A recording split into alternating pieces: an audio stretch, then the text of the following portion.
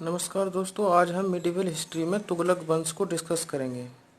चलो स्टार्ट करते हैं। तुगलक वंश।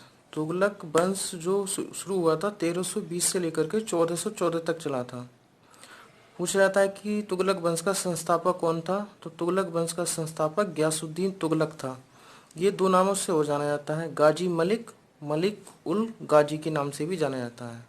प्रश्न पूछा जाता है कि नहर का निर्माण करने वाला पहला शासक कौन था, तो गयासुद्दीन तुगलक था।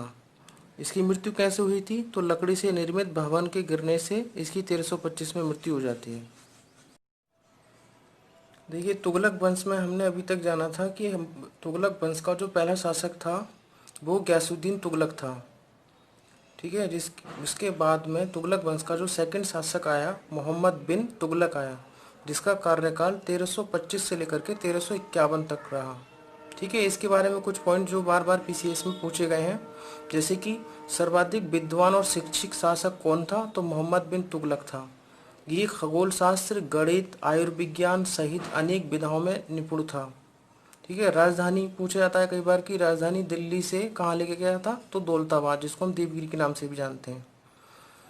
सांकेतिक मुद्रा का प्रचलन कराया था किसने, मोहम्मद बिन तुगलक ने। अमीर ए कोही, ये भी क्वेश्चन बन सकता है, किससे संबंधित है, तो कृषि सुधार से संबंधित है। और किसने अमीर ए कोही किसने शुरू किया था, मोहम्मद बिन तुगलक ने।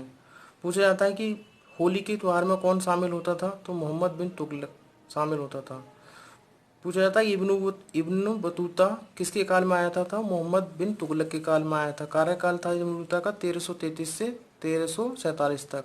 और कहाँ का निवासी था ये, मोरक्को का निवासी था। मोरक्को का मूल निवासी था। इब्नु बतूता मोरक्को का निवासी था। इसके बाद में पूछा जाता है कि डाक व्यवस्था का विवरण किसने दिया था, तो इब्नु बतूता ने। इब्नु बतूता ने किताब उल रेहला नामक एक पुस्तक भी लिखी थी। पूछा जाता है कि कभी कभी रेहला देता है केवल। विशेष 20 मार्च 1351 को इसकी मृत्यु हो गई। बदायूं के एक कमेंट बहुत इम्पोर्टेंट है। सुल्तान को उसकी प्रजा से और प्रजा को अपने सुल्तान से मुक्ति मिल गई। पूछा जाता है किसके बारे में कहा गया था, तो मोहम्मद बिन तुगलक के बारे में। किसने कहा था, बदायूं ने। ठीक है। मोहम्मद बिन तुगलक के बाद तुगलक वंश का नेक्स्ट शासक आता है फिरोज शाह तुगलक, जिसका कार्यकाल होता है 1351 से लेकर के 1388 तक। तुगलक वंश में नेक्स्ट शासक फिरोज शाह तुगलक था, जिसका कार्यकाल 1351 से लेकर के 1388 तक रहा। और इसके कुछ महत्वपूर्ण कार्य जो बार बार एग्जाम में पूछे जाते हैं, जैसे कि नहरों के सबसे बड़े जाल का निर्माण किसने करवाया, फिरोज शाह तुगलक ने। सर्वप्रथम लोक निर्माण विभाग की स्थापना किसने की, फिरोज शाह तुगलक। दरबार में सबसे अधिक गुलाम किसके थे, फिरोज शाह तुगलक के, इसलिए इसने एक दीवाने बंदगान नाम का विभाग भी बनाया था।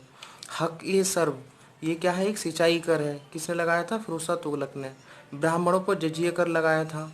रोजगार कार्यालय, जो बेरोजगार थे उनके लिए रोजगार के लिए रोजगार कार्यालय की स्थापना की थी। और दीवाने खैरात विभाग की स्थापना भी फिरोज शाह तुगलक ने की थी। फिरोज शाह तुगलक के कुछ महत्वपूर्ण कार्य और भी हैं, जैसे कि फलों के गुणवत्ता सुधार के उपाय किसने किए थे, फिरोज शाह तुगलक ने। टोपरा तथा मेरठ से 2 अशोक स्तंभ लेक दिल्ली लेकर के आया था कौन, फिरोज शाह तुगलक। अनुवाद विभाग की स्थापना की थी किसने, फिरोज शाह तुगलक ने। राज्य के खर्च पर हज की व्यवस्था की थी किसने, फिरोज शाह तुगलक ने। दारुल सफा, पूछा जाता है क्या है दारुल सफा, तो ये खैराती अस्पताल था, किसने बनवाया था, फिरोज शाह तुगलक ने। तो ये सभी महत्वपूर्ण कार्य फिरोज शाह तुगलक ने किए थे। इसके बाद तुगलक वंश का अंतिम शासक जो था वो था नासिर उद्दीन महमूद, और इसका जो कार्यकाल था वो था 1394 से लेकर के 1412 ईस्वी तक। तुगलक राजवंश का अंतिम शासक था ये। इस तरीके से तुगलक वंश कंप्लीट हो जाता है।